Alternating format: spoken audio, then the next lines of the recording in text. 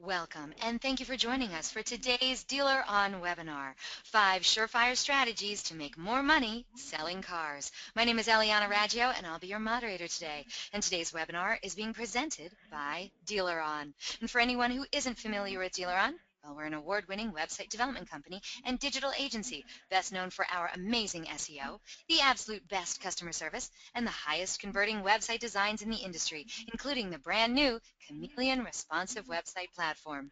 We're so committed to lead conversion, optimization, and customer service that Dealer On is still the only company in the industry that offers a money-back lead guarantee program. So does your website company guarantee you a 50% lift in leads or your money back? Well, maybe you should check us out at our gorgeous brand new Dealer On website at dealeron.com. And by the way, our good friends of the show, Jim and Debbie Ziegler, are bringing Internet Battle Plan 18 to Detroit, September 21st and 22nd, with 18 top industry experts on stage, including a featured presentation by Dealeron's own Director of Search and Social, Greg Gifford. He's going to be presenting on local SEO and how to beat your clueless competitors. For tickets or more information, check out internetbattleplan.com or hashtag IBP18. We hope to see you there. And we have a great show in store for you today. We are so very pleased to have the one and only Cory Mosley as our presenter today. Cory Mosley, CSP, is founder and principal of Mosley Automotive, a nationally recognized automotive sales strategy and training company that focuses on new school sales and marketing strategies to increase customer satisfaction and retention, accelerate sales, and fuel profitability. He's built a strong reputation as a go-to sales strategist, consultant, and trainer whose new school techniques and progressive strategies have helped countless dealers build and restructure profitable sales, BDC, and internet operations. Cory developed this progressive approach during a sales and consulting career that now spans more than 16 years. Cory has been a featured speaker and educator at every major automotive conference and has a client list that includes dealer groups and OEMs. Cory's recently authored a book, actually. Maybe you've heard of it. It's called The Way I See It, Thoughts, Commentary, and Musings of a Retail Car Guy. It's currently available on Amazon.com, and he can be reached at Cory@mosleyautomotive.com.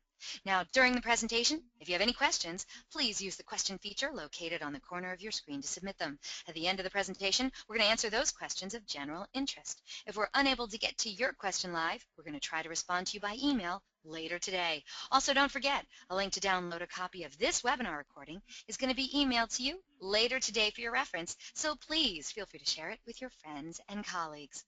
And guess what? Oh, I love doing this. Our good friends at Mosley Automotive, they're giving away a ton of awesome prizes today on the webinar.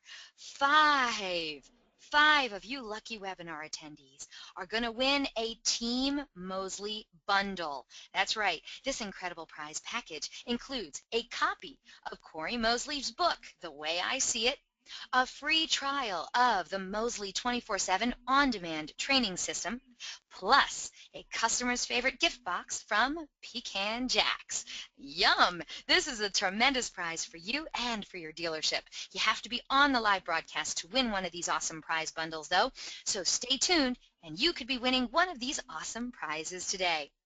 Also, at the conclusion of the webinar, you're going to receive a short survey. So please fill it out. We're always looking for quality feedback from our audience. Today, we're going to randomly select a couple of people from all those completed surveys to also win some Google prizes.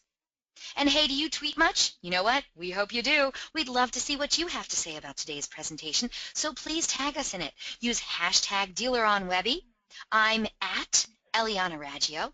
You can also hit up Cory at Cory Mosley. We look forward to seeing what you're saying. So let's get started. Let's learn 5 surefire strategies to make more money selling cars. Cory Mosley, it has been far too long, my friend. I am so happy you're here today. How are you? I'm doing well. Thank you for having me. It's always good to be with this audience because ultimately these are some of the most progressive people and the people who are focused on, regardless of where they are, if they're knocking it out of the park now, most people understand, and those people especially understand that there's always more to do. And there's some people that are looking for some more answers. They're looking for a little push. It's the 20th of the month, so you know what that means. We only got a few weeks left, and it's put rubber to the road as much as possible. So thank you for having me on today's webinar. Oh, the pleasure is all mine. And what better topic than to help people make more money? I mean, this is what we're all here in the auto industry for, right? We want to sell more cars, and we want to have better profits. And you're here, who better than you? What are we going to be learning about Absolutely. today? Well, well, I appreciate that because I always say I'm going to take you on the road with your great intros. Um, so So what I I'm ready. wanted to Let's cover go. today, so what I wanted to cover, I wanted to make the title as self-explanatory as possible. So the cat is out the bag. We're going to really focus on 5 kind of core strategies that I'd like you to be thinking about. Part of what I've done for the past number of years is really not just the strategy piece or the idea of say this or do this, but ultimately it's how do we change our thought process? How do we think in a different way than maybe that we had started before? Most of us live our lives, and psychologically, we're all driven by our experiences. So many times we'll remember best and we'll remember worst. So if I said to somebody, if I said to you, Eliana, what's the best party you've ever been to in your life? Mentally, you could go there, right? Oh, yeah. But And I would remember the absolutely. food, the music, sure. Right. And then if I said, what's the worst party you've ever been to in your life, you could probably go there, right? Oh, my gosh, I would remember the food and the music there, too. Exactly. But for most people, if I said to you, tell me about the 52nd party you went to, you really wouldn't be able to tell me. So that's how that's how we deal with our customers. That's how we work in our dealerships. So we remember the best customer, oh great, maximum gross profit, high CSI, everything went perfectly. And then we remember the grinder or the guy that, we had to do the deal at invoice list half a holdback that, was threatening to send all these referrals, right? So in the middle, we don't know. So the problem with that psychology is that many times that's how we actually set the next steps that we take with our customers. We set policy, we make decisions, we make changes in our BDC, in our internet department. We change how we interact with people off of potentially what just happened to us, if it was bad or what just happened to us, which was good. So I want to start to work on that process and give you some 5 strategies here that if you implement them, you will have better results. It's just a collective way that synergy works. So we're going to talk about those 5 strategies. Love to do a little Q&A. We'll go to a video. I'll shoot to video after we get done. We'll do a little Q&A, and then certainly I want to get into these Team Mosley bundles with the book and some of our other content to really continue to drive home the mission, which is to help people be more productive and drive their incomes ultimately. So Excellent. I want to just go, thank you. So I just want to kind of go ahead and dive in. So one of the things that I want us to be thinking about as a strategy piece is the idea and the focal point on engagement. The idea that we want to focus on the engagement piece of the puzzle. Because ultimately focusing on showcasing benefits as to why a prospect should call or email you back. A lot of you on here are working in BDCs, you're working in internet departments, you're on the showroom floor, and in our minds, we've hopefully got our fancy CRM programs that are hopefully doing what they're supposed to do. You've got great websites from Dealer On, and you've got leads, you've got activity. But the question is, how many times are you making phone calls and having people not call you back? How many times are you trying to do a be-back call? There's nothing more dangerous than the customer who has been in your showroom, gone through your whole process, right? And now you're trying to do follow-up with them. Because, see, they've got everything. They've met all the alphabets in the building. They know all the managers. They've met all your F&I, your GSM, your different people that are in the store. They potentially have numbers. They've got your worksheet. Depending if you're old school or new school, the worksheet's been folded up 4 or 5 different times like an origami paper. So there's nothing more dangerous than that now, but you've got to get those people back in. So when I talk about a strategy of focusing on engagement, what I'd like you to be thinking about is what addresses your customers' challenges. What is going to address their issues? What becomes the why factor when you're in an engagement, especially if you're making a high volume of phone calls in a dealership.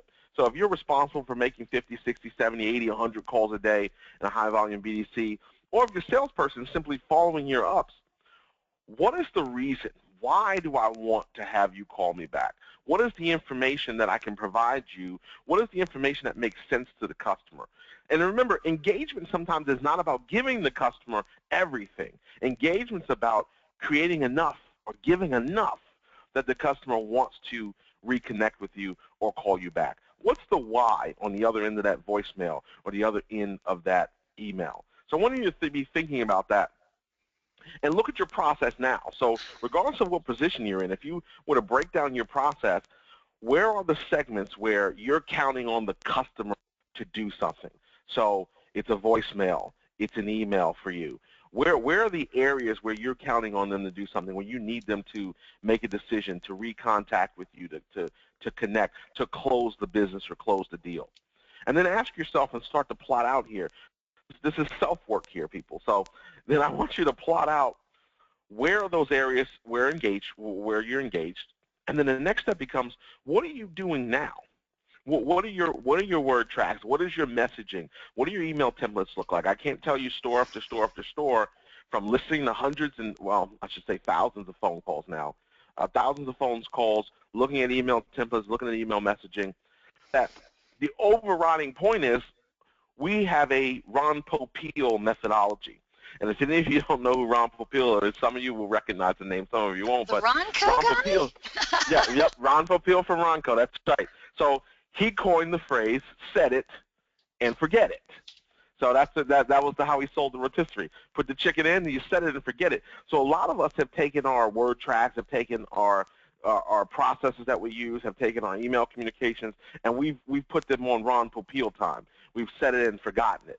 So when you go back to the templates, you realize that you're sending out email communications that you wrote years ago potentially that may not have the same effect. I believe in something called the law of diminishing returns. So that basically states in the simplicity that if we continue to do the same thing over and over again, sooner or later, the effects of that will be diminished. So for most of you on this call today, you probably agree that you're not dealing with first-time buyers by and large. So the majority of the cars that you're selling percentage-wise every month are not being sold to people who have never been through the sales process. So at that point, then we agree that the majority of your customers have seen this movie before. That's what makes the idea of re-looking at and re-examining your engagement points, your points of conversion, to be huge here. So if you haven't looked at them in a while, no, great. Some of you on the call may be saying, "Hey, great, we're looking at this stuff constantly. We're on it. We're weekly, monthly. We're looking at it." But if you're not, now's a good time, and this is a perfectly great time to start to look at that process and say, where are those points where we need the customer to do something? What are we asking them to do to get the reaction that we want? And look at how you can focus on that engagement point, because that's going to also lead you back to this kind of gain or loss factor.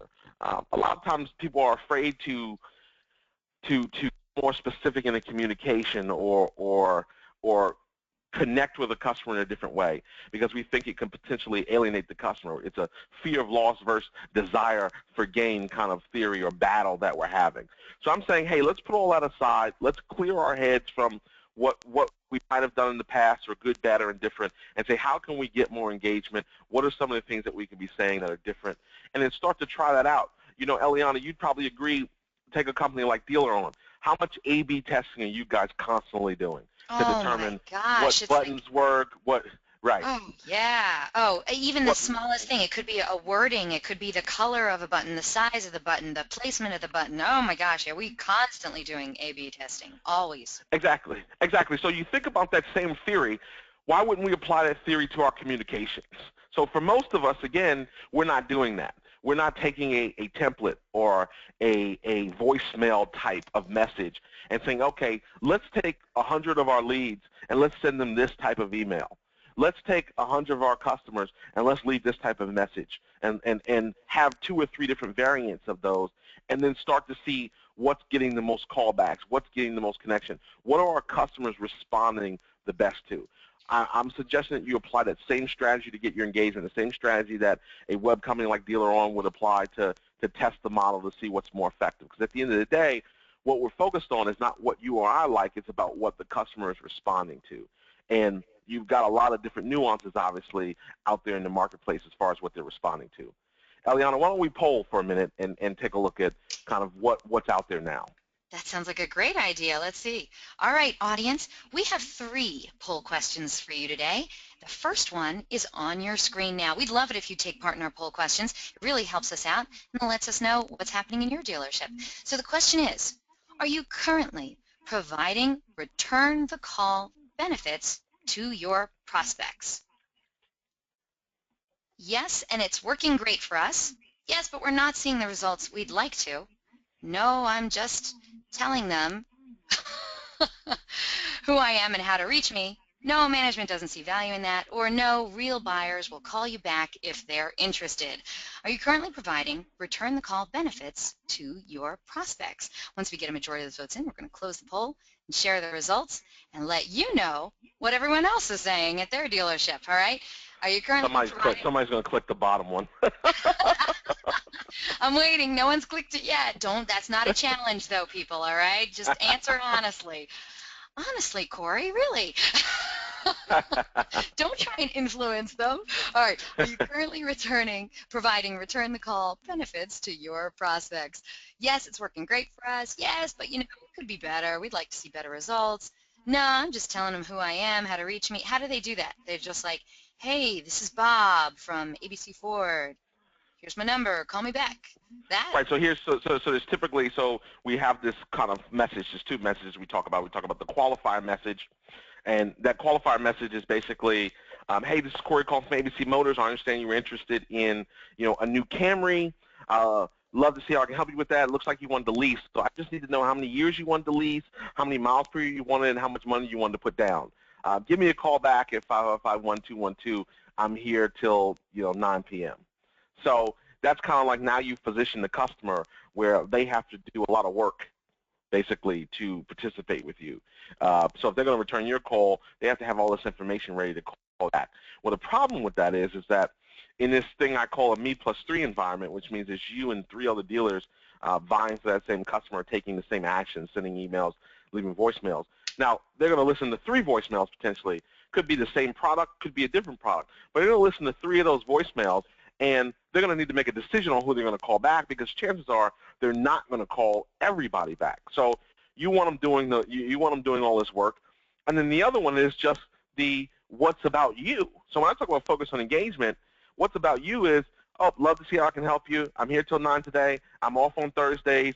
Call me back at 551-1212. That's all about you. You're telling them when you're off so they don't call back in and you get skated. You're telling them, how to call you back and just that basic information. But there's no reason there. Why do I want to engage you? And see, that goes back to the, potential person that might say, well, the real buyers, they'll just call me back. Well, that's not quite the story, because the data tells us, obviously, that people are buying cars. They're buying cars in record numbers this year, and that's predicted to top out at a record year. But they might not be buying them from you. And that's always going to be a key to this whole idea. Yeah, let's close this poll and share the results, and then we'll see what's going on with the audience, all right? So very interesting results. 27% of today's audience said, yeah, it's working great for us. The majority, though, 33%, said, yes, they are providing return the call benefits to their prospects, but they would like to see better results, all right? Gotcha. Now, another 27% said, no, I'm just telling them who I am and how to reach me. Now, we do have 7% of today's audience who said management doesn't see value in that. And then, amazingly... I didn't tell anybody to click it. Dude, yes, you did. That was their decision. We did have 7% of today's audience who also said real buyers are going to call you back if they're interested. So there you have it. That's so right. Where do we go from here? That's right. So the interesting thing about the poll there is that you have the situation where they say, great, I'm just leaving. So the greatest area of growth is when we look at those percentages where you were right there in that number where people were, hey, I'm really just giving contact information. And the challenge with that is we were taught this idea. We were taught this idea that when you leave a message, you want to be specific. You want to make sure they know who you are, where you're calling from, how they can reach you. So if I was going by that checklist, a lot of people are achieving that. Most people aren't calling going, hey, I know you inquired about a car, call me back. Most people aren't doing it that way, right? So most people are hitting the checklist, the traditional checklist. The problem with that is that, again, it doesn't entice the customer to simply want to call you back, and it doesn't help you against someone else who might be just a hair bit more creative than you at this particular point. Right. My 7%ers that are saying the real customers calling back, my hope, my genuine hope is that was for the benefit of laughter at the poll question, because ultimately people have to be, everything that marketers do, everything that happens when you walk into a Macy's or a Nordstrom or wherever you shop is designed to make you want to buy. Even a Walmart, it doesn't matter what high-end, low, it doesn't matter what the scale is.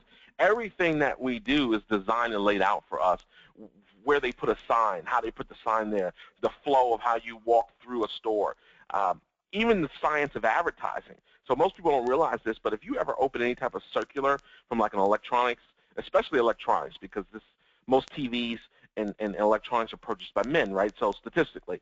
So what we learn and what the science says is that if you ever see these ads, and you'll start to pick up on this now that I've mentioned it, next time you open a Best Buy circular and you look for ads for TVs, you're going to see generally they're going to be stacked in threes. So what the science says is that men need no more than, no less than 3 options, almost like a good, better, best.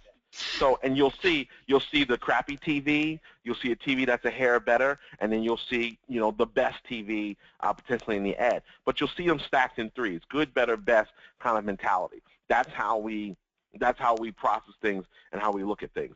So again, it's that somebody had to study that, and somebody came to that conclusion from A/B testing, from looking at information, from seeing what the responses are. So that's the thing I'm encouraging everybody here is, when was the last time you looked at what you were doing? Even if you're successful, does that mean, because I'm not a if it ain't broke, don't fix it kind of guy. Because ultimately it's about where we're going, not where we've been. So many of you might be stagnant in your sales. You might have hit some plateaus. Hey, whether as an individual or as a dealership, our numbers are pretty consistent. We're doing consistent numbers. Well, the question is, when is it time to grow? As a salesman, oh, Cory, great, I'm doing 18 units a month. I average 18 units a month. Well, if you can do 18, are you telling me you don't have 23, 24, 25 in you? So where could you be looking at that process improvement? And many times it comes from these kind of areas where we're talking about things like simply focusing on that engagement piece and looking at the impact of that engagement. So number 2, from a strategy standpoint, this is big. And it looks so simple on the screen, but it's really huge in application. And strategy 2 is keep it relevant. I can't tell you how many communications I get from dealerships, which are really just being on their email list to determine what they're sending out, that really do not speak to anything I had inquired about at the dealership. So, you're sending in a new request for a C-Class Mercedes, and I'm getting back information about service coupons. So we've got to be able to keep it relevant and focus on keeping it relevant. And there's really 3 stages of relevancy. There's OEM, which means you're basically your manufacturer, and what is relevant to a customer potentially as it relates to the manufacturer. So what I mean by that is, did Motor Trend just name it Car of the Year? Did the National Highway Traffic and Safety Institute just come back and say, great, it just got a 5-star crash test rating? Were there awards? Were there accolades? Did this car just beat out 3 other cars in a 0 to 60? Is there information from the manufacturer that can be turned relevant to your customer? Obviously, every minivan customer in the country wants to know about safety. So is there relevant information that you can take from the manufacturer to use to your advantage? Number 2 is going to be what's particular at the dealership. I can't stress this idea of a why buy or a unique selling proposition enough. I cannot stress that idea enough. It's not new.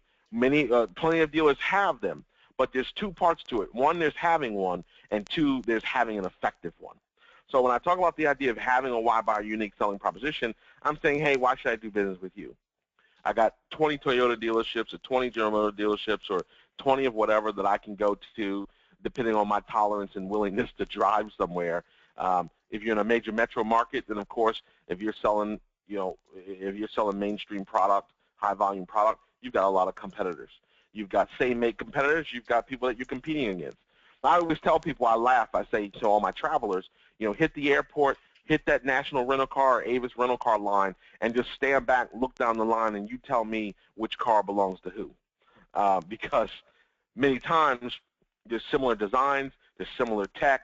All cars now can last for 200,000 miles. So there's just this great normalization. So the question is, how do I break away from that? And that's going to be why I should buy, why I should be doing business with the dealership. And then a part two of that, where I said there's having one, and there's having one that is effective.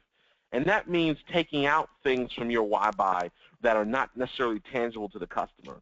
I joke about this in my live workshops. I say, I have never in all my years had a customer come out of the finance and insurance department, walk over to me and say, Cory, I was really on the fence about buying here. I got to tell you, the thing that really did it for me, the thing that really pushed me over the edge was that President's Award.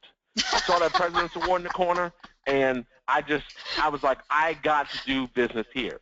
Now, I always preface that by saying I'm not suggesting not to be proud of your awards and the work that you put in and the recognition as to the customer, but that's not a tangible influencer. It's kind of like the idea of being number one.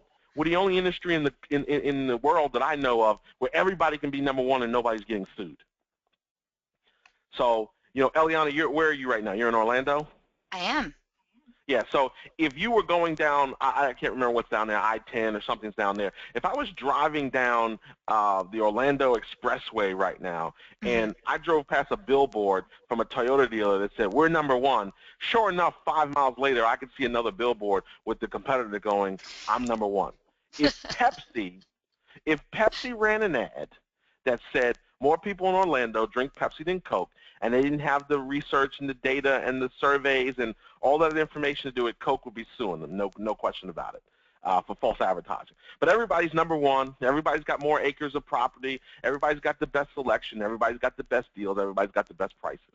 So I want you to think on the things when it comes to why buy and building out your why buy or reevaluating your why buy or unique selling proposition, whatever term you like to say, is what are the tangibles of that? What can you really provide to the customer that they might not be able to find somewhere else?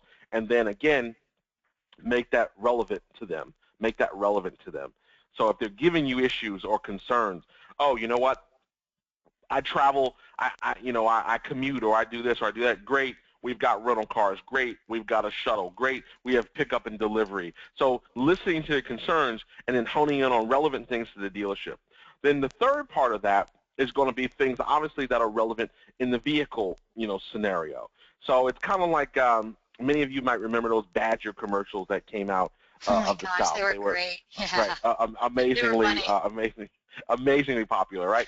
So, one of those Badger commercials, which, funny enough, Eliana, you're down there at the Women in Automotive Conference. So, funny enough, one of those commercials was about the guy getting in the car to show the woman what, the features of the car, and he's like, well, here's where you check your makeup. This is the steering wheel. So it was just such a sexist commercial. But the key here, when I get to the relevancy of the vehicle, is what are you showing the customer? What are you honing in on? I've been on product walk-arounds with people or in conversations on my own purchase decisions where they're talking to me about things that just I don't care about, that aren't relevant, because they didn't really ask or they didn't let me focus in, or I go into one dealership and I say, I've had 9 of these cars already. So I don't need you. It's paying attention to the customer. So to walk me through the same dashboard that I know you've had forever, or some of the same things that I know you have forever, is really a waste of my time. It's not relevant to me, or talking to me about things that I don't care about. So honing in on that with your customer, especially when it comes to the vehicle, whether it be features, benefits, those types of things, is just another way to really focus on trying to keep things as relevant as possible. The next thing I want to talk about, so number three here is really specific to your follow-up. So here's what I'm asking you to do. because I can never do what's in that picture there. Well, I shouldn't say never. Babe, I'm not That's that a lot of bendy either, Pilates. so. Yeah, that's a lot of Pilates work there. But that's the reformer. You got it from all my Pilates people. You got to do reformer. You got to do all the equipment to do that. But here's what I'm asking everybody to do, especially in a scenario where we're on the 20th of the month. It's very timely because it is that in the second half of the month frenzy that we all go through. And then guess what? 11 days from now, we'll be a Janet Jackson song. What have you done for me lately, right? You'll wipe all the numbers off the board or the chips or whatever you're into, and it's like August never happened. So what I'm asking you to do is I'm asking you to stretch yourself and your follow-up plan. So look for opportunities where you can add calls and emails to your current follow-up. Specifically, I'm suggesting and asking you to extend your active follow-up for an additional 10 to 14 days. So wherever you're stopping now, I want you to stretch a little further because the data continues to tell us that customers are completing transactions. And, I know this because I work with one of the world's largest automotive data companies on a regular basis. And the data is telling us that people are in that 90-day, 120-day, 180-day process. They are making those purchases. They are buying cars. Transactions are happening. But what I see all too often is dealers that make the determination and give up too soon on when they're following up, whether as a dealership by policy or as an individual person working on the sales floor, making some decisions about what his customers want or don't want or how long they should be touching them. So I'm saying stretch yourself just a little further. And I know it's daunting. I know it's monotonous. I know to make the phone call and not have people call you back, it's really irritating. When really all you're trying to do is a couple things. One, meet their vehicle needs. Two, meet the requirements to keep your job. And three, meet the needs of your personal financial situation. So I'm saying let's just stretch ourselves a little further. Let's take that active follow-up just a little further and combine that. So if you start to look at it, these things all flow together. I want to create better engagement. I want to create better engagement by being more relevant, and then I want to extend the time that I'm sharing that relevant engagement-based information with the customer. It's kind of a cascade. We pull it all together. So I'm asking you to indulge me in that and stretch yourself, extend that active follow-up for a few extra days. Eliana, I think we've got another poll question. I'm ready for you. Okay, audience, your second of 3 poll questions is on the screen now. We want to know, how long is your current follow-up plan for new prospects? That's right. We're putting you on the spot now. Now, is it up to 60 days, up to 90 days, up to 120 days? We only follow up as long as we feel like it. Or are you buy or Somebody's die, gonna click baby, that one. buy or die? Somebody's going to click that one for sure. Stop goading them, Cory. No, seriously, we want to know what's happening at your dealership, okay? So please answer honestly. How long is your current follow-up plan for new prospects? Up to 60 days, up to 90 days, up to 120 days. We follow as long as we feel like it, as long as we think that there's still, somebody that might buy a car.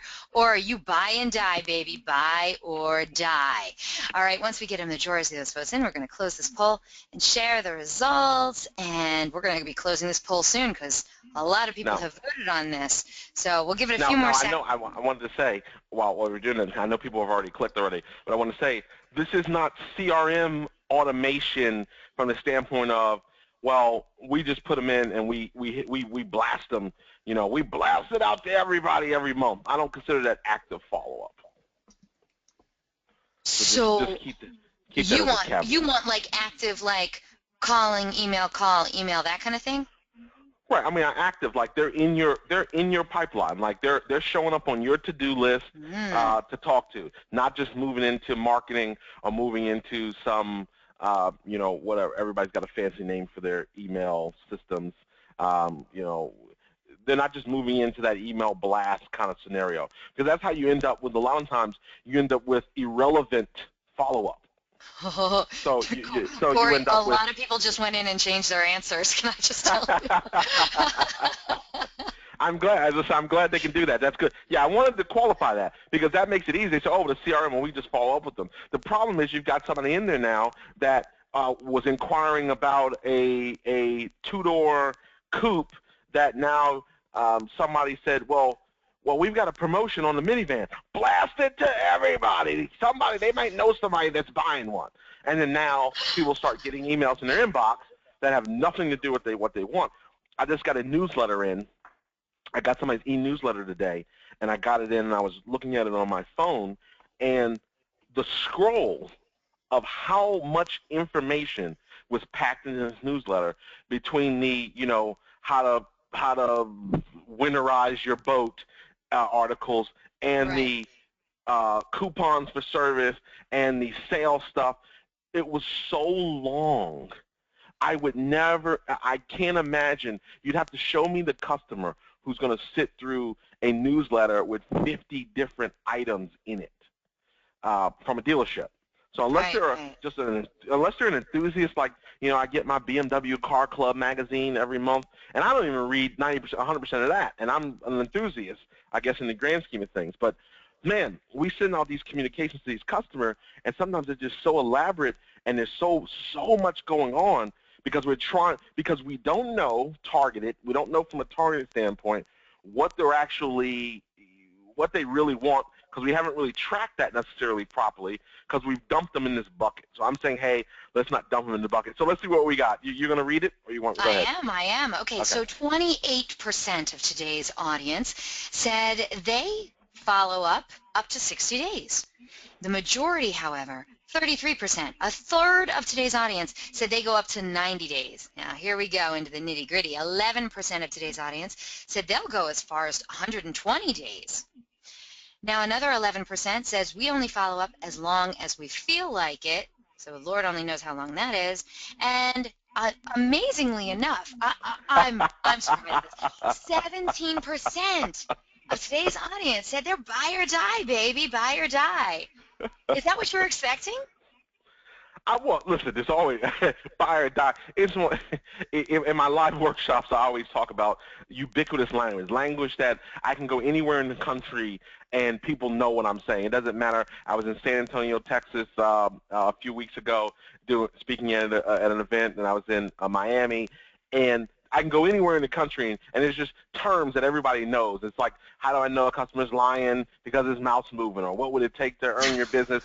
And it's, if I yell out, we want them to do what? We want them to buy or what? Everybody's in the audience is going to yell back, die. So it's just one of those terms that Awful. it's one of those terms that people recognize, and that it's just the thing we love in the car business. So in theory, it sounds good. The idea that we never give up on the customer. That's at the high level and with sophisticated language. That's what we're saying. We're saying we never give up on the customer. But the reality of it is that you're going to end up in spam land at some point. You're going to end up, your unsubscribe is going to go up. All types of things are going to happen if your strategy is buy or die, but your messaging is not. Ooh. So when you think about that for a second, so you might have a strategy that is buy or die, but your messaging may not speak to that, because your messaging is not going to be relevant. Your messaging is not going to be focused on engagement. It's going to be falling into that e-blast category. So I pretty much guarantee you, people who are buy or die, by and large, I never say 100% of anything. By and large, the buy or die people are moving those people into this ongoing blast that, whether you just threw them into a newsletter or you threw them into some kind of category where they're getting information from the store in the system to keep them active, when chances are they could have bought somewhere else, or a number of things have gone on because we've just decided we're going to keep sending them stuff. And I hear the different arguments. Well, Cory, just because we lost the sale today doesn't mean 36 months from now we won't have another opportunity, so we want to keep those people active. And that's fine, but you have to make sure that you're creating a short-term process or short-term follow-up strategy, and you're creating a long-term process. When you learn that a customer has bought elsewhere, hopefully your salespeople are finding that information out, or your BDCs are finding that information out. When you find out that information, are they moving to a sold or not sold follow-up process in your CRM? Are you moving them and saying, okay, they bought elsewhere, which is mostly the category that people are familiar with in the CRM. So they're in the bought elsewhere category. Now, what triggers go into that? If I move somebody into bought elsewhere, do I just eliminate them from my system, as in, mark them lost or as a lost sale? Or is there a sequence? We have to have more poll questions next time. Or is there a sequence that, because I want to know this information, but is there a sequence that starts when you go from bought elsewhere? Is there a sequence that starts to touch them? Do we kind of reach out and say, sorry to hear you didn't go with our dealership or you didn't go with our product? Is there some messaging there? Then do we touch them in 6 months? Do we touch them in 12 months? How do we communicate? Because guess what? Here's the cool thing. And I swear, this is actually all this is why I love these kind of sessions, because this is all brainstorm right here. This isn't on my deck. Here's the cool thing here. How cool would it be if, unfortunately, we knew we lost the sale. Somebody bought elsewhere. Could be a myriad of reasons. But if I knew that information, so if I talked to a customer today and they told me, oh yeah, we bought yesterday, Eliana. We really liked you. All the crap that they say, right? We really liked you. We thought you were nice, but it was the payment, it was the this, it was the that, whatever it was. We bought elsewhere. How crazy would it be if I put them in a bought elsewhere follow-up bucket that tracked them like I sold them? So 6 months from now, I'm checking in. A year from now, I'm checking in. I know, information I might know about them. Maybe you got far along enough in the process where you knew that it was their birthday already. If they bought the same product but didn't buy it from you, that means they could be a service customer. What if I was touching them in whenever 3,000 miles would be? Or 5,000 miles of their first oil change? What if I sent them an opportunity to get them into service and offer them a discount or complimentary oil change or something along those lines? How cool would that be to track them like that and then bring them around next go-round and make them a customer? If I couldn't make them a service customer, make them a new car customer the next time around. So there's just some neat things that you can do, but all that comes from focusing on engagement, staying relevant, and being willing to stretch the process, and then also try to better identify the customer that you're dealing with. So it's a lot of cool things, a lot of different directions you can go there once we start to think outside of our normal kind of realm. So strategy 4 I want to talk about is something I've coined called the Cabbie Method. So here's the Cabbie Method in its simplicity, because we love acronyms. Acronyms are cool. So in its simplicity, That's tweetable, by the way. Acronyms are cool. Acronyms are cool. That's right. We love acronyms. I will put my tweet team. Tweet team, if you're on the call, let's get right on that. So, and hey, I wanted to say anybody that is doing anybody that we do catch on the stream tweeting stuff, I'm just going to pick some random people and probably send out a few books just so you know. So whoever's got some great tweets or retweeting stuff on Dealer On Eliana's. We got to add everybody, at myself. We're going to give them some cool stuff too. We'll pick some random people with the coolest tweets. So anyway, strategy 4 with the Cabbie Method. So this is, again, another why I love this kind of timeline where we're getting ready. We're kind of in our last month push, and then we're going to flip into the next month. Is the Cabbie Method talks about kind of a process to walk through ending your month and then starting your next month. So what the Cabbie Method says is, if it's no surprise because you can see it on the screen, it's C for celebrate your wins. So you have to take that time. Even if you're on track for the greatest month you ever had, or it's not so, you got to end that month in a few weeks and say, hey, you know what? I pushed out 12. I need to be proud of those 12 deals. I pushed out 30. Great. I need to be proud of that. I'm not talking about, I know in the news right now we've got the everybody gets a trophy controversy. I'm not talking about the everybody gets a trophy stuff. My man Cribbs is already tweeting. I love him. So I'm not talking about the everybody gets a trophy stuff, but I'm saying taking the time and saying, here's what I did. If I'm in a BDC, you know what? I brought in 80 people to the dealership this month. The BDC brought in 300 people or 500 people or 100 people. taking the time to celebrate what you were able to accomplish. Now, the second thing is huge because the large percentage of dealerships that I run into don't do number two. Number two is assess the missed opportunities. We are not programmed as an industry to look at deals that don't get made, that look at things that don't happen. We're not programmed that way. We're programmed to lost sale and then move on to the next up. That's what we're programmed to do. Shout out to my friends at the Next Up. That's what we're programmed to. That's what we're programmed to do. We're programmed just to move on to the next situation. So every corporation, we do a fair amount of business with manufacturers, several manufacturers of the dealers that are on here today. And when we pitch deals, and sometimes we win, sometimes we don't win. When we don't win business, and I'm by no means a boardroom kind of guy. I come from the car business, so I'm not a boardroom guy. But I have to sit in a meeting with our pitch partners and go through an assessment of what we could have done differently. What do we think happened? We go through and assess the process. We do that walkthrough. We do that lessons learned piece. We don't do that in the auto industry by and large. So the idea of assessing missed opportunities, as an individual, going through your deals and trying to figure out what happened.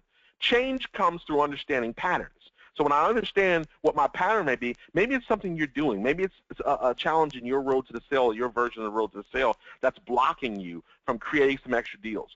Maybe your personality is not going wide enough. It's not universal enough. You're not making enough adjustments in your communication where you're only doing a great job of selling to people who kind of fit in your box. I do some training on personality selling.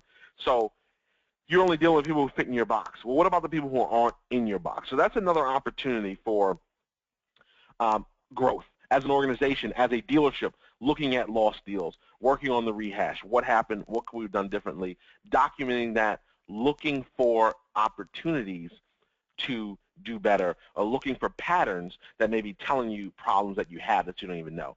That's A. Number P is, of course, planning your next move. So I can celebrate what I did. I can look at what I didn't do. I can decide what I'm going to do next.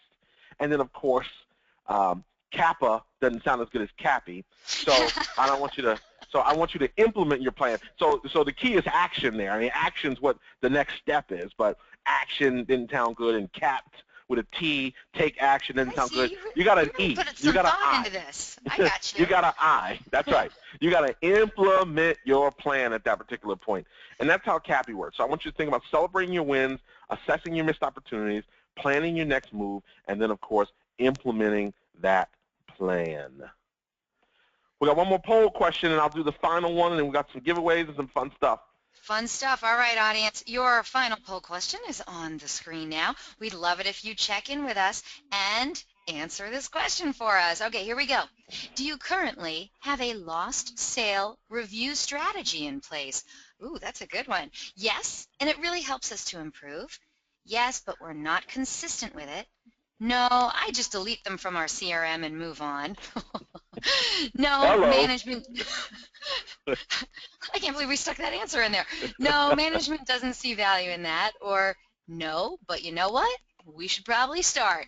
Do you currently have a lost sale review strategy in place? Let's go over those answers again as these votes are coming in fast and furious. Yes, and it really helps us to improve. Yes, but we're not consistent with it. Nah, I just delete them from the CRM and move on. No, management doesn't see value in that. Or no, you know what?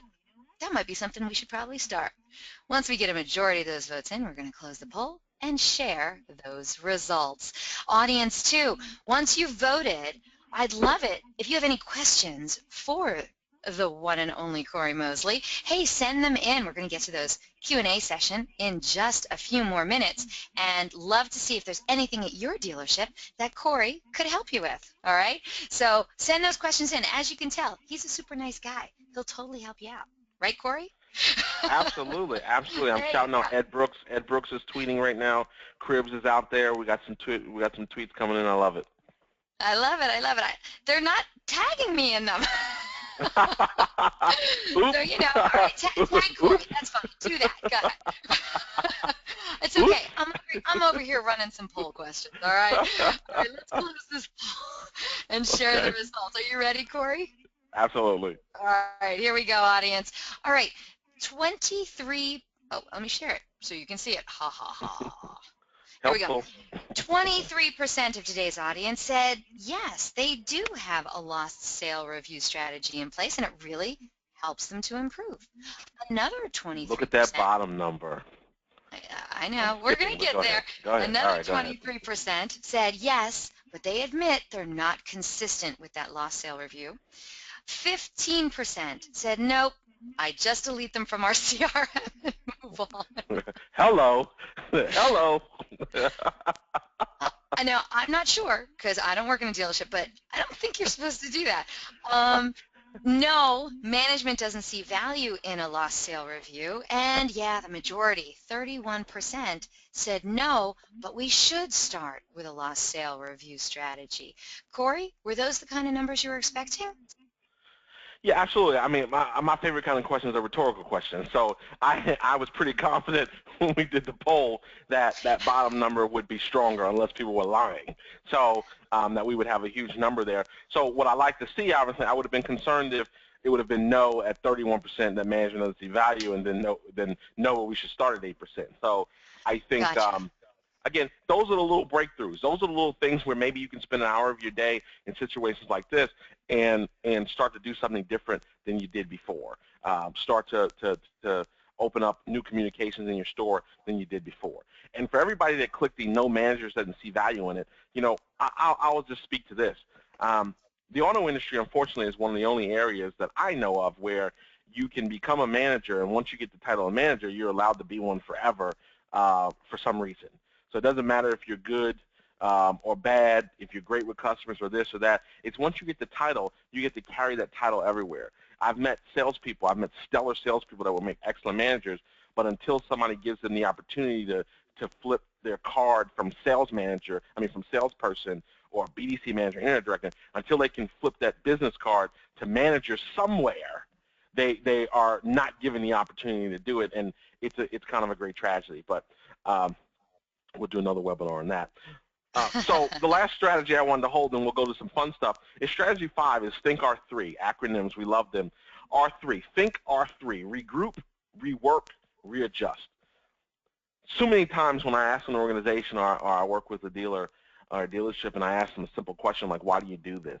Well, this process you just described to me, that of course all of your people told me through multiple versions of the process, but why do you do this process that way? The majority of the answer I get is because that's the way we've always done it.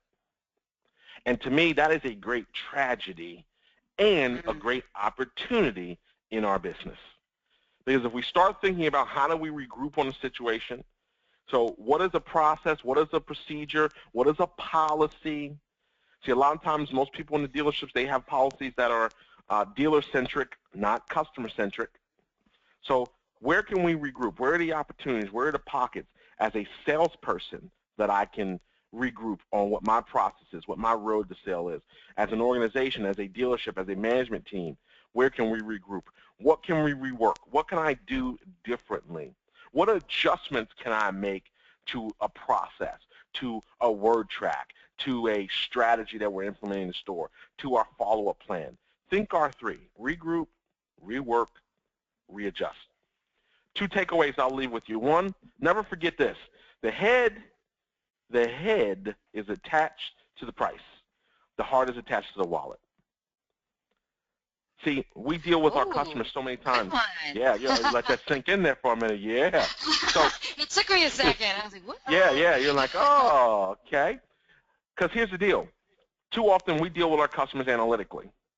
We ask them analytical questions. We ask them what they think.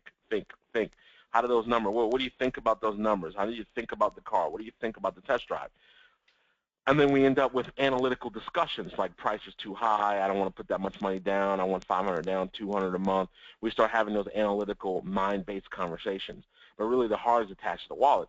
It's the heart, it's the excitement, right? It's the emotion that gets somebody to come in at 200 a month and leave at 700 a month, right? Good luck with that. But that's what I want you to I want you to remember that. And point 2 I want to leave with you is never forget that the head is attached to the price. The heart is attached to the wallet. I'm sorry. And never forget it's not what they think, It's how they feel that will increase your profits. Oh, I agree It's with that. not what they think, it's how they feel that will increase your profits. And that's, two major takeaways that I want to give you here. So, a couple things. I'd like you to take action.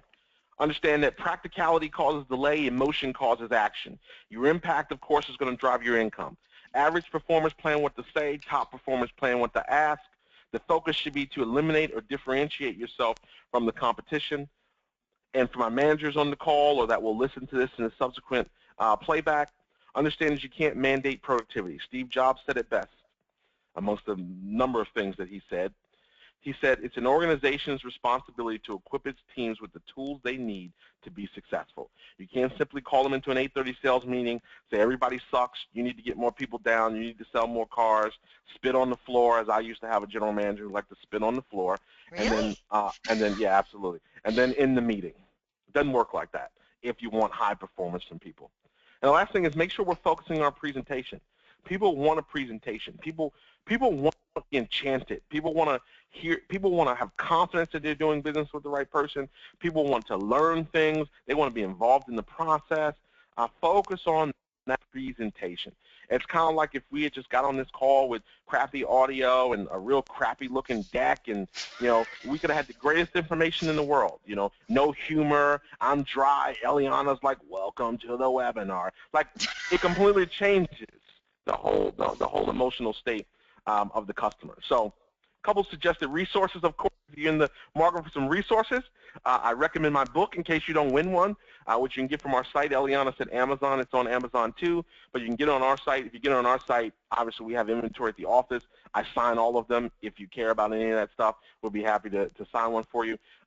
If you're not getting my Work on Yourself Wednesday, we're on a summer hiatus right now, but we'll be back in September. If you're not getting my weekly video series, Work on Yourself Wednesday, please do, completely free to you. And then obviously Mosley 24/7, which is our online on-demand virtual training product, which we're going to be giving away a few of in a few minutes. We'd love to have you on that membership site. That's a great place where we have training, but we also have a monthly coaching call directly with me, a group coaching call where you can really ask me anything to where I can help you. And then I got special guests who come on and do interviews that I don't publicize anywhere else but inside the system. So, for example, in September we'll have Bill Cates. Bill Cates, you might not know him from the auto industry, but he is the foremost expert in generating referrals and creating a referral business. So we've got a 20-minute Skype video session with him that's only for the members. So I'm throwing it back to you, Eliana. Thank you, sir. Wow, that was awesome. You used that full hour too, man. Thank you so much. Cory laying down some knowledge bombs today. Audience, if you haven't gotten in your question yet for Cory Mosley, what are you waiting for? We're here. We're ready to help you. Let's get those questions in. We're going to get to the Q&A session in just a minute. We got some fun stuff to take care of first, though, right, Cory? Yes, ma'am. Yeah, it's that time. I wish I had some game show music, but I don't. But just try to imagine it, okay? It's that time. If you missed it at the beginning of the webinar, I announced that our good friends at Mosley Automotive, they're giving away a ton of awesome prizes today on the webinar. 5 of you are going to win a Team Mosley bundle. This incredible prize package is going to include a copy of Cory Mosley's book, The Way I See It. You're also going to get a free trial of that Mosley 24/7 on-demand training system. Plus, oh yeah, it's making me drool, a customer favorites gift box from Pecan Jacks. That's right. This is a tremendous prize, not just for you, but Absolutely. for your dealership, right? You could read the book while you're watching the video, the training videos, and eating your Pecan Jacks. It's awesome, right? That's 5 right. of you are going to win this. If you want to win it, all you got to do is answer a simple question about the presentation. So everyone, get to your keyboards, get ready. First one that writes a correct response to one of these giveaway questions is going to be walking away with one of these awesome prize bundles. Good luck, everyone. Of course, vendors, we love you, but we're going to ask you to please sit this one out. I don't know. Should we let the vendors play, or? Sure, why not? Really? All right. They need information, too. You're in on this. Guess what, vendors? You're allowed to play this. Okay, good luck, everyone. Here we go. Here's your first question. For strategy 3, how long much additional time does Cory recommend you extend your follow-up? That's right. Tim Dill was our first person to write in the correct response. He said 10 to 14 days. Congratulations, Tim Dill. You are a winner, Tim Winner, winner, Dill. chicken dinner. Winner, chicken dinner. Hey, Tim, and for all the other winners, what I need you to do is write in, let me know what dealership you're from or company that you're from, and then also give me a mailing address so we can get those book and the pecan jacks out to you, okay? So send that information over to me at your earliest convenience. Well, no, right now, okay? Tim Dill, congratulations. Guess what? You're already a winner. You can send Congrats. this one out. Everyone else, no, via email? Well, yeah, you can send it to me email, Eliana@dealeron.com, or you can just type it in right here, whatever's easier for you, man, okay? You're already a winner, so congratulations, Tim. You can set this one out. For everyone else, I got 4 more prizes for you. Here we go. Your next giveaway question is, what does the I in the Cabbie method stand for? What does the I in the Cabbie method stand for? Elmer Cruz, you are the first one to write in the correct response of implement. Congratulations, Elmer. Awesome. Elmer Cruz. Well, hey, I got news for you. Elmer does not live anywhere near here. So you can be sending those overseas, my friend. I know because he's won before. Oh, is that right? Yeah. Okay. Please read disclaimer. I didn't know there was a disclaimer. He lives in like the Netherlands or something, right, Elmer? Elmer, right on it. Yeah, the Netherlands. He lives in the Netherlands. I got people from all over the world tuning in for you, Cory. I see. Well, congratulations, Elmer. Congratulations. All I'll be right, checking Tim, those shipping Elmer, rates. you guys are winners, okay? Elmer, don't forget, write on in and let me know your mailing address, okay? 3 more prizes to give away. Here we go. Your question is, by the way, good luck, everyone. What famous CEO was quoted as saying, "You can't mandate productivity"? What CEO was quoted as saying, "You can't mandate productivity"? Let's see. Oh, Justin Johnson had it right. It was Steve Jobs. Justin In Johnson. America? Is Justin in America? I think Elmer's just, I think I have $50 to ship Elmer his stuff. Justin? Yes, he's in Dallas, Texas. Are you happy about that? Justin Johnson, congratulations, babe. You are our next winner. All right, I'd love to see some women win, but they're probably all over here in Orlando. They're probably at the Women in Automotive. Thank you. You sucked all the women off my webinar. Thank you. Oh, people. don't hate. All right, here we go. Tim, Elmer, Justin, sit this one out, babes. You guys are all winners already. Make sure you send me your email. No, not your email address. Send me your mailing addresses so we can get those prizes out to you. All right, Next question. This is a pretty easy one. I hope you guys were paying attention. And guesses are allowed if you weren't paying attention. So here we go. What year was Mosley Automotive founded? What year did Cory open Mosley Automotive? I don't have a correct answer yet. That's a toughie. I guess we didn't really say it. Keep guessing, people. I don't know. I think I said how many years ago, but I don't think I actually said the year. So this involves math. Yeah, this involves math. So nope, keep guessing. Keep guessing. No one got it yet. I'm sitting here until somebody gets it. Keep guessing, people. You can guess more than once. Is it too far? Is it too? What are the guesses? Yeah, no, I have them all over. They're really? Somebody wrote in 1884. I don't think he's that old. Yeah, you would not be winning on The Price is Right. Dude, I love The Price is Right, but I cannot stand when somebody guesses and then the very next person guesses $1 over that. That is so not That's how they do it. Very I not know. I don't like that. I don't like that. No, you guys are all wrong. No one got it yet. You could Google it. I think you should Google. If you Google it, will they know? Yeah, probably so. Dude, probably Google so. it. I guess you did say it in the beginning.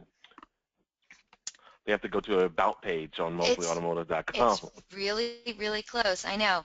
I could give it to the closest because we do have somebody who is only 1 year off. They're 1 year off. They were 1 year off. What's Oh, the other question? Oh, you somebody got got it. it? We got somebody who Okay. got it. I guess he Googled it. Dave Cribbs. Oh. Well, Dave I've been on Cribbs his got show it. a billion times. He probably knows from that. Oh, Dave Cribbs got it. The year was 2004. 2004, people. I know all Dave wants is the pecan checks. He doesn't really want he doesn't want the book and all that stuff. You send him that book, all right? He's going to give it We'll to a hook him up. friend, right, Dave Cribbs? We'll, we'll hook him up. Oh, he wants the book, definitely. Okay, we'll hook him up. All right, here we go. Okay, don't forget, Dave, send me your mailing address so we can get those great prizes out to you. I'm writing their books out right now. Here we go. Okay, last question, everyone. Good luck. I really want to give this one to somebody who deserves it. And you'd have to, I think, kind of already be a fan of Cory's to get this, because we didn't really mention it on the webinar. So Okay. hopefully, no, the answer is not Dave Cribbs. Hopefully, hopefully we give this away to somebody who's really, really deserving. Okay, here we go. Okay. What is the name of Cory's weekly video series? Oh, we did say it. That's easy. Yeah, Well, I hopefully said it. people were paying attention. Let's see. What's the name of Cory's weekly video series? No, it's not Pecan Jacks. I can't believe no one got this. Oh, wait. Wait. There we go. I knew it was going to take a woman to pull it out. Bring in the thunder. Tamara Swats. There we go. Work on yourself Wednesday. That's right. That is correct. By the way, I just so just you said know, it in the resources. Tamara Swats was actually the one who was 1 year off. So I'm so glad you got to win that one. And by the way, she says, woohoo, super excited. I love that series. So congratulations, Tamara Swats. I'm writing down your name, Well, too. thank you also. Thank you very much for that. Oh, yes. Tamara calls it like she sees it. She has definitely been on this show before. And, okay, so Tim Dill, Elmer Cruz, Justin Johnson, Dave Cribbs, and Tamara Swats. You are our 5 winners today. Congratulations. You got a whole lot of stuff coming your way from our good friends over at Mosley Automotive. So make sure you get your mailing addresses to me. We need those so we can make sure you guys get hooked up with all of these wonderful prizes. Of course, thank you everyone for playing along. We give away prizes every week, so come on back next week. Who knows? Could be your week to win one of these awesome prizes. Congratulations to all of our winners. And Cory, thank you so much for all the awesome prizes. You're incredibly generous. You're very welcome. We do appreciate it. You're very welcome. All right, here we go, people. If you're ready, we're going to start with some questions from the audience. Are you ready, Cory? I'm ready. I'm ready. All right, here we go. Your first question came in very early. It was Brent who wrote in, and he said, Cory, I'd love to hear your version of a really great voicemail. Honestly, I think I'd love to hear it too, Cory. Give me your best. You need to call me back voicemail. Yeah. So in our in our training we talk about 6 different variations. So I obviously didn't get into all 6 of them right now, but we focus on return to call benefit. Return to call benefit. Can everybody see? Can you see me, Eliana? You see me? Do you have video? Yeah. Okay, cool. So we have 6 different variations that we talk about, but at the end of the day, we're looking for return to call benefit and sense of urgency. So if I had particularly a phone call, was leaving a voicemail, let's just say a BMW 3 Series, I'd be Cory calling from ABC BMW. I understand you had some interest in the new 3 Series, one of our most popular models, by the way. We've got some of the lowest lease and finance rates of the year, and I can't wait to share it with you. Please give me a call back at your earliest convenience, 555-1212, because I wouldn't want you to miss this information. So if you look at that, if you look at what we just did there, that was the same length of time that you're probably leaving voicemails and people are probably leaving voicemails. But what did I do? I didn't focus about me. I mean, I got the who, where, or who I am, where I'm calling from, and the number, but I didn't focus on my hours when I was doing this. I wanted to do a couple things in that voicemail. One, you notice I validated the information. People as a society want to participate. That's why we go to clubs and join Rotaries and join. That's why there's a billion associations in the world. That's why we go to the bowling league, because we want to participate. people want to know that what they like, other people like too. So I always want to do validation. So I want to let them know in that case of 3 Series, which of course is the highest volume selling, I believe, in BMW's line. So when I say we've had a lot of interest in that car, or that's one of our most popular models, I'm validating a piece of fear in the back of their mind that, are they picking the right car? Then the next thing that I'm doing is I'm sharing with them some of the lowest lease and finance rates of the year. And guess what? Not for me, it's for you.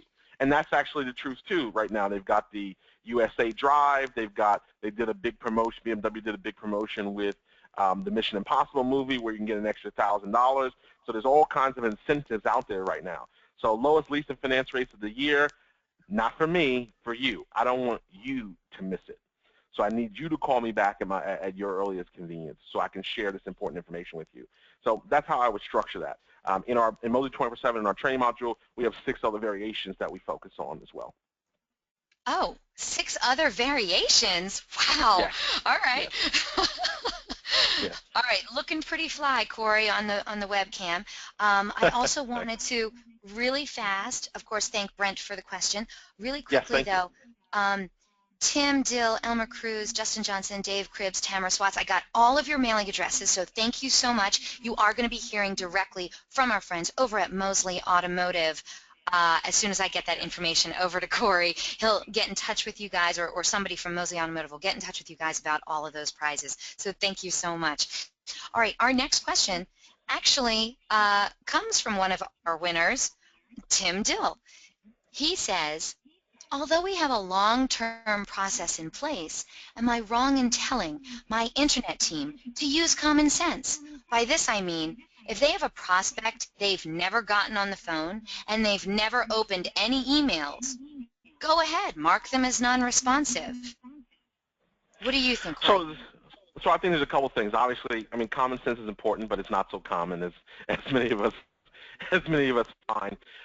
I think the key, I don't disagree with that. But there's sometimes things that we're relying on. So we say we haven't opened the email. Well, we're relying on possibly the CRM to determine if an email was open or not. That technology is still not 100% accurate. So there are different scenarios. If they're on Outlook, if they're on their phone, if they scan an email but don't open it all the way. There are several things. We use a ton of that technology on our side when we're sending out emails and communicating in some different programs outside of automotive that are supposed to track emails and tell us if people opened or didn't open. I can tell you a lot of times we talk to people, and we did this with our Working and Stuff Wednesday mailing list. We went out to people and asked them, if they are seeing the videos, or we notice you haven't, watched any videos. Is it not giving you the feedback or the type of information you want? And we got a ton of people emailing us back going, I watch a video every week. I get the email. What are you talking about? So the system was just not 100% perfect telling us that it was getting open. So my concern is, A, making sure we're not too trusting in the technology. So if it's something in particular like, well, they didn't open any of your emails, we might not know that for sure. That might be trusting the technology a little bit. But the second thing is, the first step that I want to look at is I want to look for trends. So if it's the same agent or the same BDC rep who is not getting their phone calls returned, their emails open, I want to identify that as a potential issue. Number 2, I want to look if there's a trend with a particular lead source where that is happening more often than not. So I'm going to look at those 2 things. And the third thing I want to look at, as part and parcel to what we were talking about in the webinar today, is I want to look at what they are saying. What type of messages are they leaving that nobody's calling them back? What are your emails saying?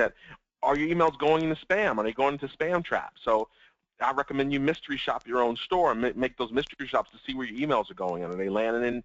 Are they getting in the Gmail? Are they going into the promotions and the spam traps that a lot of these providers have set up?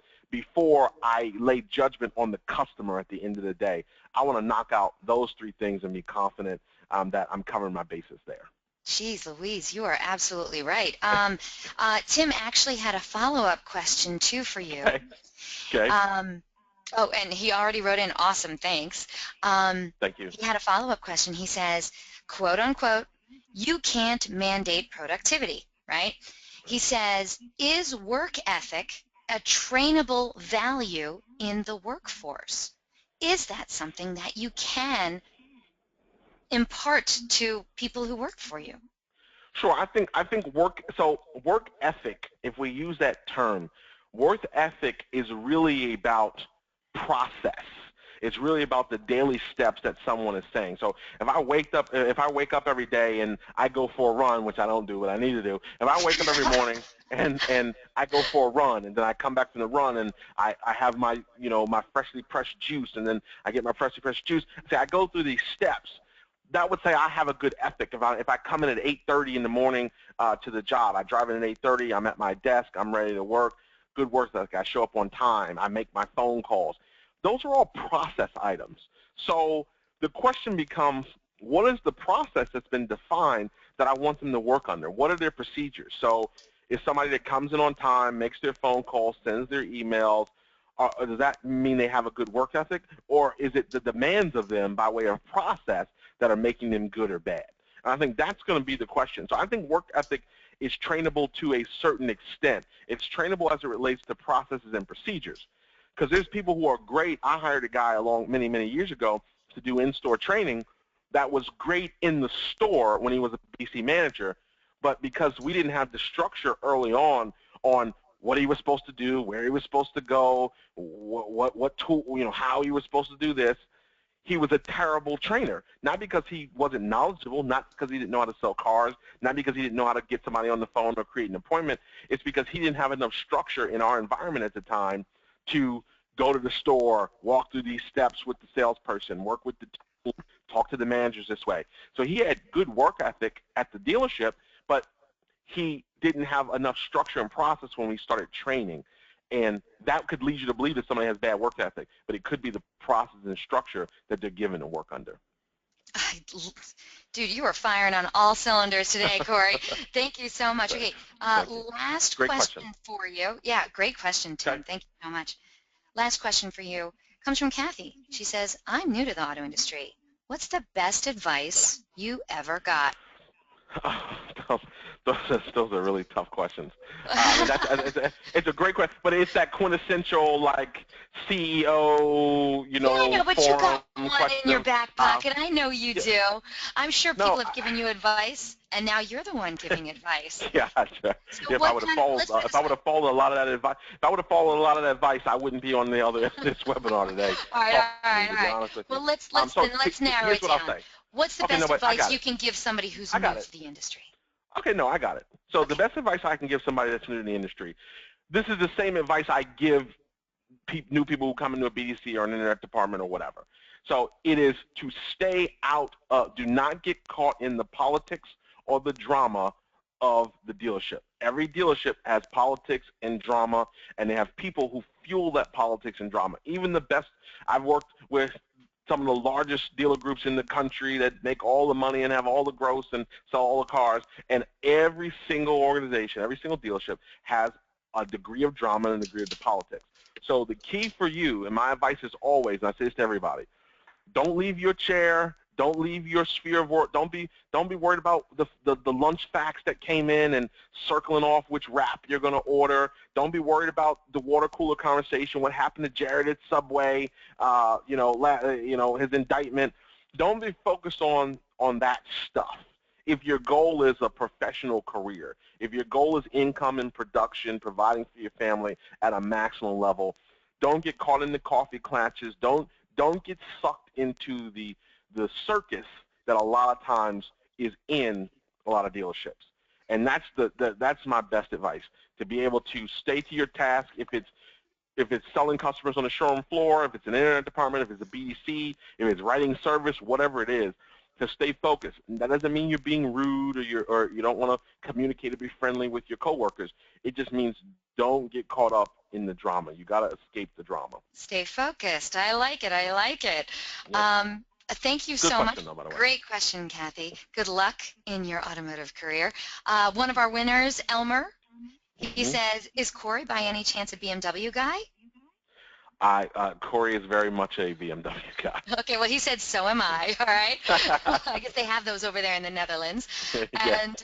And Dave Cribbs, Dave completely agrees with me. He says, you are so spot on today, Cory Mosley. I appreciate it. I I appreciate that. I absolutely agree with Thank you. you. Cory, Please, let's not go this long again before we webinar together. I enjoy you Absolutely so not. much. You are Thank a you. wonderful, wonderful presenter, and I appreciate I that. love your no-nonsense approach. And everything you say makes sense. It's like kind of a Thank no-brainer. you.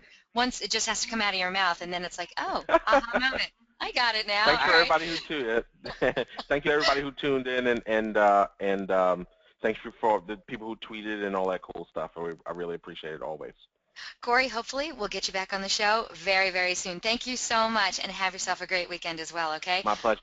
Thank you. Audience, that was a fantastic presentation. I know you agree with me. I'm going to be sending you the link to download a copy of this webinar recording later today for your reference. Feel free to share it with friends and colleagues. And, of course, we're also going to post online this webinar within 24 hours. Just go to dealeron.com/webinar. You can there view our upcoming webinar schedule too, or you can access any of our past webinars. Also, you're going to get a short survey. Seriously. You got to fill it out. We're always looking for great feedback from our audience, but we really want to know what you thought of today's presentation. So don't disappoint me. Fill out. It's short. It's like 6 questions. Seriously. We want to know what you thought. Today we're going to randomly select a couple of people from all those completed surveys to also win some Google prizes. And by the way, our good friends Jim and Debbie Ziegler, they're going to be bringing Internet Battle Plan 18 to Detroit September 21st and 22nd with 18 top industry experts on stage. And yeah, we got DealerOn's own Director of Search and Social, Greg Gifford, going to be presenting on local SEO and how to beat your clueless competitors. For tickets or more information, check out internetbattleplan.com or hashtag IBP18. We hope to see you there. And by the way, speaking of my friend Greg Gifford, invitations will be going out tomorrow for our next webinar, 80 gnarly local SEO tips for auto dealers. In the 80s, hey, all you needed were some tasty waves, a cool buzz, and you were fine. Nowadays, yeah, it takes a bit more to be like wicked radical online. Is your dealership consistently showing up at the top of local search results in Google? Well, in this one-hour webinar, SEO Guru Greg Gifford is going to share 80 gnarly tips to help your dealership show up higher in searches in your area. His